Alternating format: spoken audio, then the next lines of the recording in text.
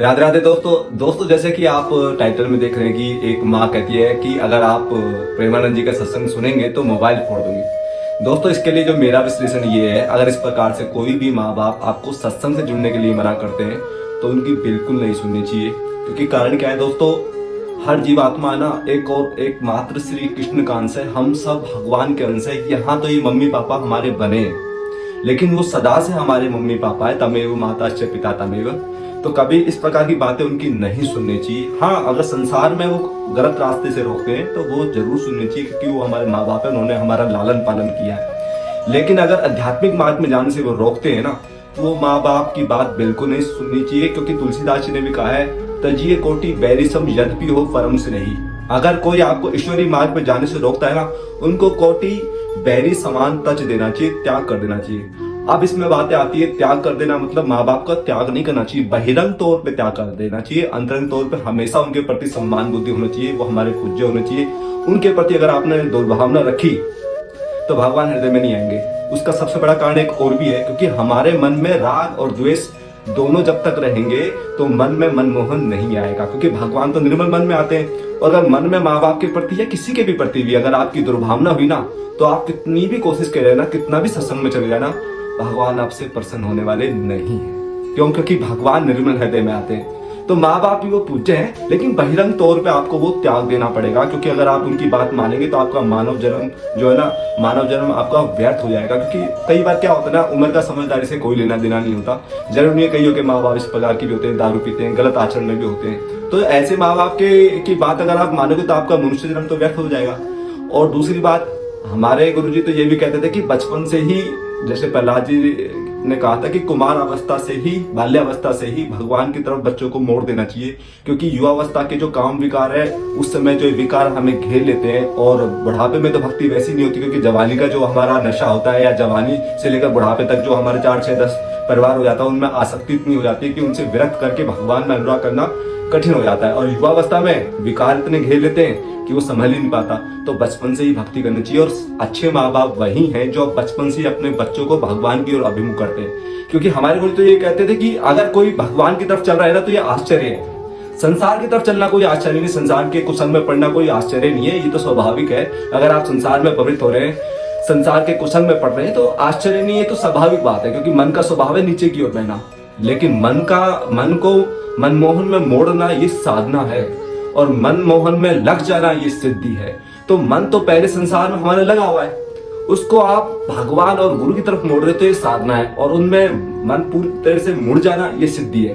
तो कोई भी अगर माँ बाप इस प्रकार से अगर आपको भगवान की तरफ जाने के लिए रोकता है तो उनकी बात बिल्कुल नहीं माननी। भले आपको कितना ही विरोध हो, अगर विरोध भी होता है तो आपको शांत तरीके से सह लेना है, किसी से कुछ ना कह लेना है। अगर आप राग द्वेष और द्वंद्व में पड़ोगे ना, तो भगवान नहीं आएंगे। क्योंकि भगवान तो राग और द्वेष दोनों से ही परे होते हैं। और इस प्रकार से माँ बाप या कोई भी अगर आपका ईश्वरीय क्षेत्र में जाने से विरोध करता ना, वो आपके लिए अच्छा है। अनुकूल अवस्था में कोई नहीं जाता दोस्तों।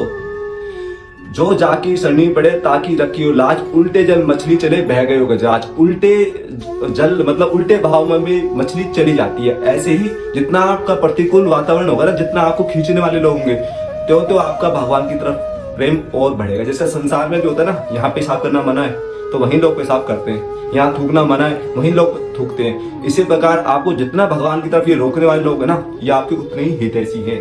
क्योंकि ये उस समय जब आपको खींच रहे हैं ना संसार की तरफ, या आपको मना कर रहे हैं, तो आपके अंदर उधर की उत्सुकता और ज्यादा बढ़ेगी। दूसरा, उस समय आपकी परीक्षा यह है कि आपके अंदर उनके प्रति द्वेष भावना भी ना हो। अगर आपने उनके प्रति द्वेष भावना कर ली ना कि यार ये तो मुझे संसार की तरफ खींच रहे हैं या भगवान की तरफ नहीं जाते, कैसे माँ बाप मिले, अगर ये भावना आपके चित्त में आ गई तो हरि गुरु तो 2 मिनट में भाग जाएंगे। क्योंकि वो तो निर्मल हृदय चाहते हैं ना। तो आपका उनके प्रति दुर्भावना नहीं होनी चाहिए। उनके प्रति आपकी किसी भी प्रकार की गंदी भावना हुई तो भगवान और गुरु आपके हृदय से चले जाएंगे। क्योंकि भगवान को निर्मल अंतःकरण चाहिए, और निर्मल अंतःकरण के लिए आपका हृदय राग और द्वेष से रहित होना चाहिए। आप एक्टिंग आप कर सकते हैं अगर आपकी क्षमता हो तो। जैसे बचपन में मैं भी, अगर पापा आते थे देखने की पढ़ रहा है तो मैं पढ़ता तो था, स्वामी राम सुखदास जी की गीता प्रेस की गोरखपुर की किताबें पढ़ता था। लेकिन जैसे वो आते थे बड़े रजिस्टर में छुपा लेता था कि भाई मैं अपने रजिस्टर। तो ऐसे ही युक्ति से मुक्ति होती है। आप अपने इस प्रकार से अगर संसार में व्यवहार कर सकते हैं तो ठीक है, और अगर उसके बाद भी नहीं होता तो आपको चुपचाप सहना है। ये मार्ग वे मैंने एक वीडियो पहले बनाया था ना, इस मार्ग में चलने के लिए ये वीरों का मार्ग है, इसमें भगवान का विरह जग का जिरह ये दोनों सहना है और किसी से कुछ नहीं कहना, चुपचाप भगवान की तरफ मुड़ते जाना है। तो इस प्रकार से अगर माँ कहती है कि मोबाइल फोड़ दूंगी ना, तो दोस्तों आपको बड़ी युक्ति से, और अगर आप भक्ति करो ना, हरि गुरु की भक्ति करेंगे तो वो भक्ति से आपको ना युक्ति गुरु ही देगा, आपको गुरु ही आपको युक्ति देगा कि इस, और युक्ति से मुक्ति होती है कि इस प्रकार के व्यवहार में हमें क्या करना है।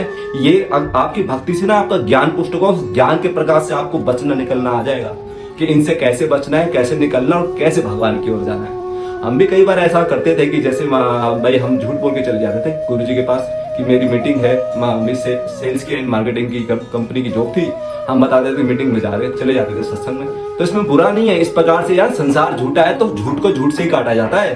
संसार में अगर आप भगवान की तरफ चल रहे हो ना, अगर आप झूठ बोल रहे हो तो कोई गलत नहीं है, क्योंकि आप भगवान के निमित्त बोल रहे हो। अगर संसार के निमित्त अगर वो झूठ बोलते तो पाप है, भगवान के निमित्त अगर आप झूठ बोल रहे तो पुण्य है, और ये तो मार्ग पाप पुण्य से ऊपर का है। तो अगर इस प्रकार से अगर माँ बाप आपका विरोध करते हैं तो वो आपके परम हितैषी हैं, उनके प्रति दुर्भावना नहीं होना चाहिए, हमेशा सद्भावना होनी चाहिए और अपना मन राग द्वेष से रहित होकर भगवान की ओर अभिमुख करना चाहिए। ये सब होगा गुरु कृपा से, इतना पक्का बता रहा हूँ। जिस भी गुरु के अगर आप चरण पकड़ रखे हो तो अच्छे तरीके से पकड़ के रखो, ये क्योंकि ये सब ज्ञान गुरु ही देता है, भगवान गुरु के रूप में ही आपको ये सब ज्ञान देने वाला है। तो इस प्रकार से अगर माँ बाप आपका विरोध करते हैं तो उनको त्याग दो। त्याग देने का मतलब नहीं छोड़ के उनमें बाबा जी बन जाओ, नहीं, अंतरंग तौर पे त्याग दो, व्यवहार करो, प्यार भगवान से करो। तो ये एक छोटा सा विश्लेषण था कि अगर माँ बाप आपका विरोध करते हैं तो आपके हितैषी है, उनके प्रति दुर्भावना नहीं होनी चाहिए, क्योंकि उनमें भी आपके शामा शाम बैठे हैं, गुरु जी बैठे हैं। तो भगवान की तरफ आपको अभिमुख होना है और दुर्भावना ना होने पाए, राग द्वेष ना होने पाए, निर्मल अंतःकरण में हरि और गुरु आपके प्रवेश करें और आपका अभिमुख हो भगवान की तरफ मार्ग। जय श्री राधे।